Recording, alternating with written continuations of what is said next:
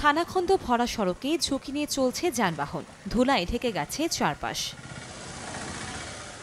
দীর্ঘদিন সংস্কার না করায় বেহাল দশা পিরোজপুরের নাজিরপুর উপজেলার নাজিরপুর বৈঠাকাটা সড়কের। 17 কিলোমিটার দীর্ঘ সড়কটিতে প্রতিদিন ভোগান্তি পোহাতে হয় যাতায়াতকারীদের। অথচ 2024 সালের জুনে মেরসাস ইফতি ইটিসিএল প্রাইভেট লিমিটেড নামে একটি ঠিকাদারি প্রতিষ্ঠান সড়ক সংস্কারের টেন্ডার পেলেও এখনও কাজই শুরু করেনি। প্রকল্পের মেয়াদ বাকি মাত্র 4.5 মাস। এতে ক্ষুব্ধ এলাকাবাসী। এখানে একটা রোগী গেল, তাদেরও যে হাসপাতাল পর্যন্ত নেওয়া যাবে এরকম কোনো পরিস্থিতি নাই।